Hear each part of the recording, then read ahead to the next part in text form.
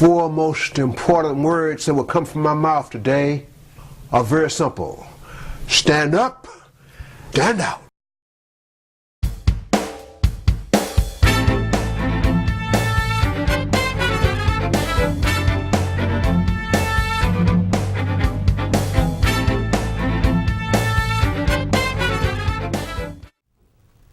Now, how many of us got a grandmother or had a grandmother or, know your grandmother? Let's raise your hand if you got it. I mean, just, okay. I think that's most of us. Well, it was from my grandmother, Tatsa Jones, that I began to grow and understand and appreciate those four words, stand up and stand out.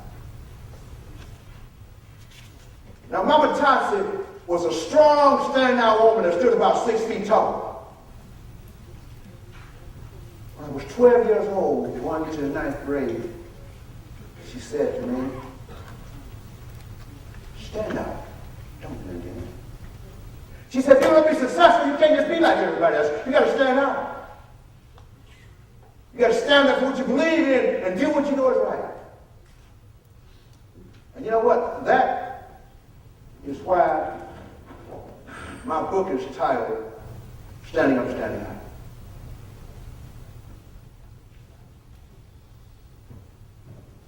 Mama Tatsa would say that if you just go along with the crowd, you may end up somewhere you don't want to be, doing things you don't want to do. So you got to stand out. Then, that was my dad. A Tennessee state champion cotton picker. Now, I know y'all don't know about no picking no cotton. You're too young, you're not from the South and all that stuff. He picked more cotton with his hands than anybody in the state of Tennessee. He was principal of a rural elementary school in West Tennessee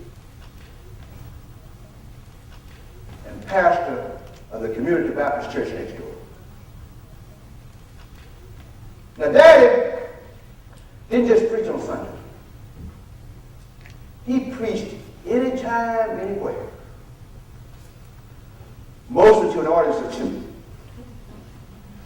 My brother and me. Daddy would say, if you accept a job for a penny a day, never complain. Just do your best, because God blesses the child who does his best. One of his favorites was always autograph your work with excellence. Then there's my favorite. You never lower yourself by doing any job. You dignify that job by doing your best.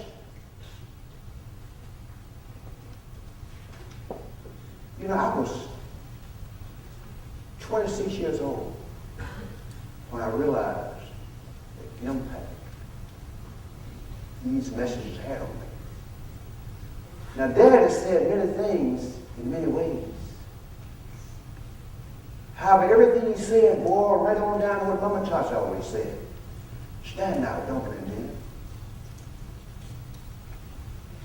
And it really came home to me, and I realized what those messages meant. It was a hot summer day in July 1965 in Alexandria, Virginia. And guess what? It was the day that I reported to work at McDonald's as a management trainee with two other trainees. The other trainees worked on the inside with everybody else, where the air conditioning kept things nice and cool.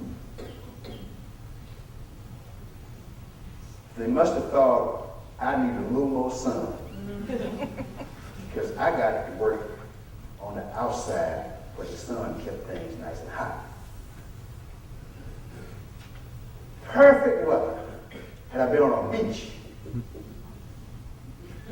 But I was on an asphalt parking lot, y'all, scrubbing beautiful, decorated, colorful, nasty, filthy trash cans.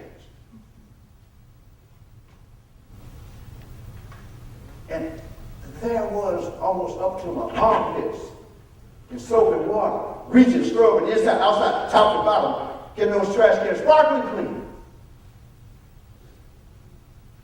Now, I'm going to describe those cans for you. Kind of like sun-dried mustard, ketchup, pickles, onions, in hamburger grease, baked on red and white trash cans with no trash can liner. I call them rainbow trash cans because it had all the beautiful, colorful McDonald's condiments on it. And it was hot. And I'm saying now, this won't work. What have I got myself into? I got to get the heck out of here. I said, yeah, a college degree and a few other credentials for this? No way. And you know, the vacation manager appeared on the scene. And I was standing like 10 or 15 feet away from him. And I'm just about ready to go over and tell him to take his job and shove it up his assumption of me. And I see this customer walking over to him, rapidly approaching him as he turned to walk away. And she said to him,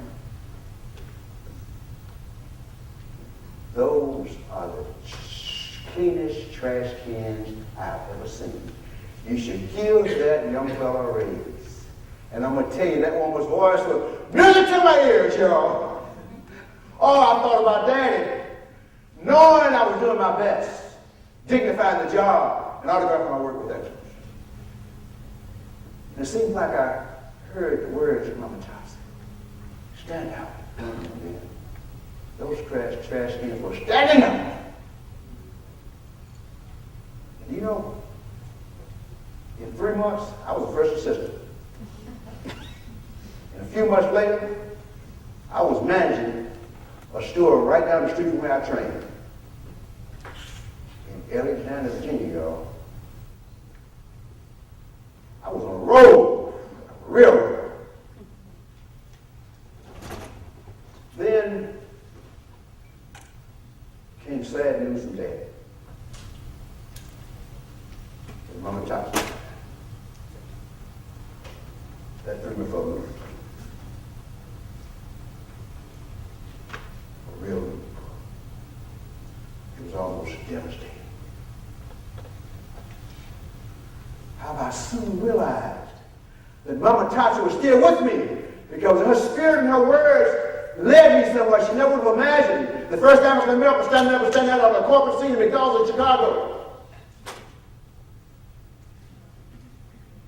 Oh, Mama Tasha would be proud to know that her grandson succeeded against the odds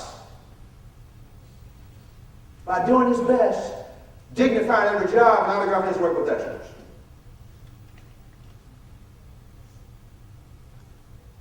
And there I was, standing up and standing out and hanging out in Chicago with this 5'6" man who stood out among the tallest and the biggest business giants. He loved standing out people, and he demanded standing out service. I love that man. He insisted on me calling him Ray, but I called him Mr. Cole. I remember the first day I met him. It was in January 1969. The coldest day I'd ever experienced in my life. Short like that move from Washington, D.C. to Chicago. We talked about our mate. That was his thing, our mate. Right mental attitude.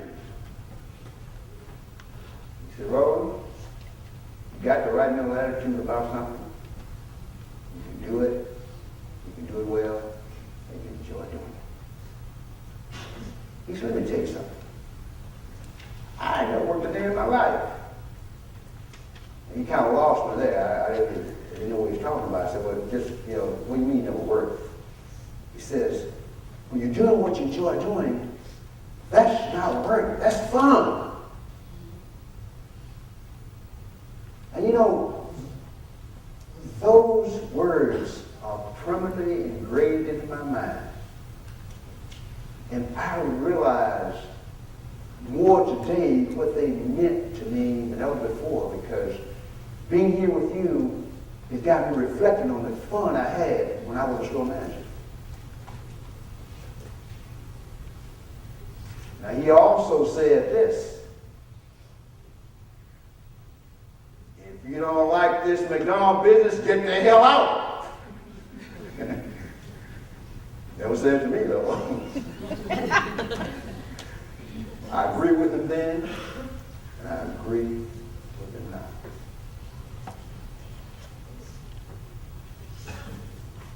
now. I treasure every minute I spent with that man. He was my role model. He was my friend. I remember him saying to people in the office, every job in McDonald's depends on customers coming to our stores.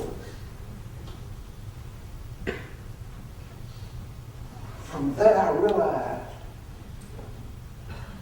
that every customer is everybody's customer. And if you're not servicing the customer, you sure need to be servicing somebody that's servicing the customer. Every customer is everybody's customer. If you're not servicing somebody that's servicing the customer, you're not doing your job. And this is the most important challenge I have for you today.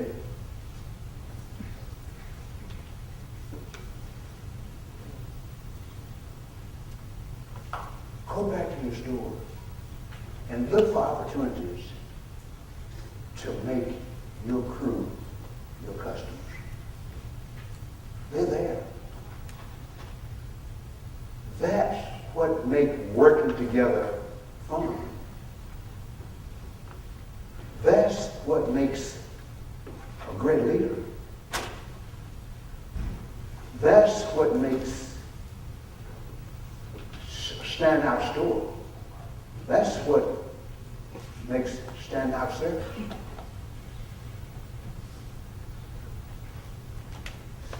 Excuse me just 1 minute here. If you don't mind, I want to stand out. Hope you don't mind not doing something out of the ordinary here. No, I'm sorry, just leave it be all right there. I just, what I tell you what, I just use it right here to stand out.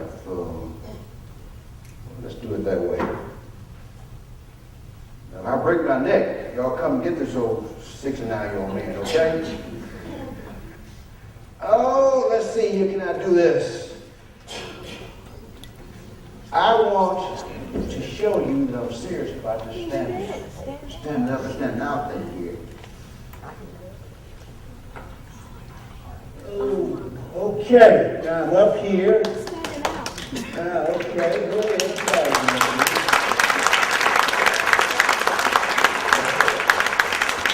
Now, 57 years ago, my grandmother said to me, stand out, don't blend in. I'm going to tell you, I don't want to be just like any other speaker. I want to stand out.